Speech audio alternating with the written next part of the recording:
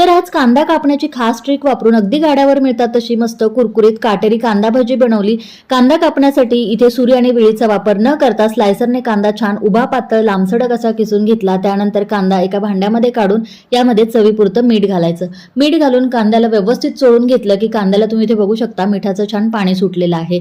यानंतर 1 चमचा धणे घालायचे, हिरवी मिरची आणि लसणाची पेस्ट घालायची, थोडीशी हळद, त्याचबरोबर लाल तिखट, अर्धा चमचा ओवा आणि थोडीशी बारीक चिरलेली कोथिंबीर आणि कढीपत्ता घालून सगळं व्यवस्थित छान असं मिक्स करून घ्यायचं। आता यानंतर थेंबरही पाण्याचा वापर न करता थोडं थोडं बेसन पीठ घालून भजीचं पीठ मस्त असं मळून घ्यायचं। पीठ मळून झालं की हे बघा भजी तेलामध्ये सोडून घ्यायची। तेलामध्ये भजी सोडत असताना याला विशिष्ट असा आकार नसतो, हव्या त्या आकारामध्ये भजी तुम्ही तेलामध्ये सोडून मध्यम गॅसवरती बघा अशी मस्त कुरकुरीत होईस तोपर्यंत आणि हलकासा तांबूस रंग येईस तोपर्यंत भजी तळून घ्यायची। तर हे बघा मस्त अशी कुरकुरीत काटेरी खेकडा भजी खाण्यासाठी तयार झालेली आहे। व्हिडिओ आवडला असेल तर लाईक शेअर करा, चॅनलला सबस्क्राईब